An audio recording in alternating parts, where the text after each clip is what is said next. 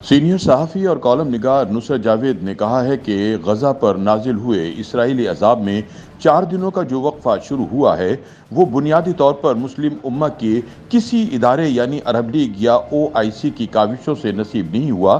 اس کا بندوبست فقط ایک ملک یعنی قطر کی انفرادی پیش قدمی سے ہوا ہے۔ نام نہاد اسلامی ممالک سے کہیں زیادہ تعداد میں یورپ کے مختلف ممالک میں مقیم انسان دوست افراد اسرائیل کی مذمت میں سڑکوں پر نکلے۔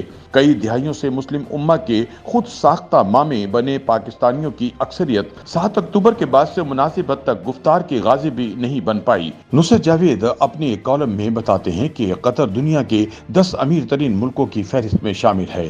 روس اور ایران کی طرح دنیا میں گیس کے ذخائر اس ملک کے پاس موجود ہیں۔ اس کی قیادت نے گیس کی ترسیل کے نظام کو جدید ترین بناتے ہوئے عالمی منڈی میں گیس کے اجارہ دار کی حیثیت حاصل کر لی ہے۔ اقتصادی اعتبار سے خود کو مستحکم کرنے کے لیے قطر نے 1990 کی دہائی سے بہت مہارت کے ساتھ خود کو عالمی سیاست کا عام ترین کردار بنانے کی گیم لگائی۔ خلیجی ممالک عموماً میڈیا دشمن تصور کیے جاتے تھے۔ قطر نے مگر الجزیرہ کے نام سے ایک ٹی وی چینل کا اجرا کیا۔ چند ہی دنوں میں وہ مصر سے عمان تک پھیلے عرب عوام کی حقیقی جذبات کا ترجمان بن گیا۔ میڈیا کی بدولت دنیا کو اپنی اہمیت کا احساس دلانا، انگریزی میں اپنی معاشی قوت اور سیاسی اثر کو سافٹ یعنی نرم بلکہ نیویں رہ کر اجاگر کرنا ہوتا ہے۔ الجزیرہ ٹی وی نے قطر کو یقیناً اس تناظر میں مؤثر ترین ملک بنا دیا ہے۔ نصرت جاوید بتاتے ہیں کہ میڈیا کے ذریعے پیغام رسانی کے علاوہ قطر نے خود کو دہشت گردی کا حامی کہلائے جانے کے خوف میں بھی مبتلا نہیں کیا۔ اس کے سفارتکار مسلم دنیا میں مذہبی انتہا پسند کہلاتی تنظیموں سے مسلسل رابطے میں رہتے ہیں۔ اس باعث صدر ٹرمپ کے عہد اقتدار میں جب امریکہ نے افغانستان سے اپنی افواج نکالنے کا فیصلہ کر لیا تو قطر کے دارالحکومت دوحہ ہی کو طالبان سے مذاکرات کے لیے چنا گیا۔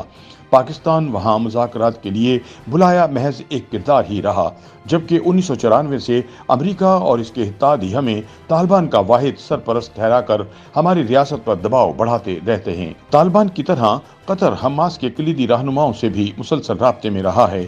ان روابط کی بدولت ہی وہ تنہا حماس کا تقریباً نمائندہ بن کر 7 اکتوبر سے امریکہ سے طویل مگر خفیہ مذاکرات میں مصروف رہا، جس کے نتیجے میں بالآخر اسرائیل کو وحشیانہ بمباری میں وقفہ دینے کو مجبور کیا گیا ہے۔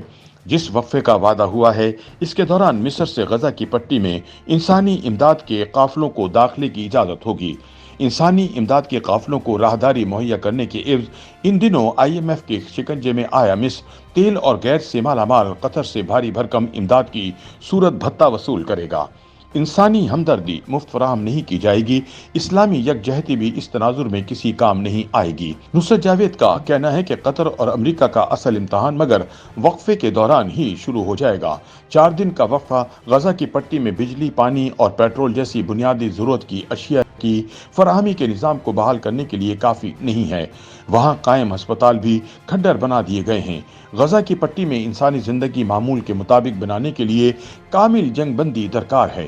اسرائیل اس کے لیے اس وقت تک رضامند نہیں ہوگا جب تک صہیونی بستیوں سے اٹھایا ہر مغوی خیر و عافیت سے اسے لوٹا دیا نہ جائے۔ مغوی ہوئے افراد کے بدلے حماس اپنے بے شمار قیدیوں کو بھی اسرائیلی جیلوں سے باہر نکلوا سکتی ہے۔ اس کے بعد بھی لیکن دائمی امن کا قیام ممکن نظر نہیں آ رہا۔ YouTube پر گوگلی نیوز دیکھنے کے لیے youtube.com کی سرچ بار میں گوگلی نیوز TV ٹائپ کریں۔ گوگلی نیوز کے پیج پر سرخ رنگ کے سبسکرپشن والے بٹن پر کلک کرنا نہ بھولیے۔ YouTube پیج پر اپلوڈ ہونے والی ویڈیوز سے باخبر رہنے کے لیے بیل آئیکن پر کلک کیجیے۔ آپ کو ہر نئی ویڈیو کے بارے میں نوٹیفیکیشن موصول ہو جائے گا۔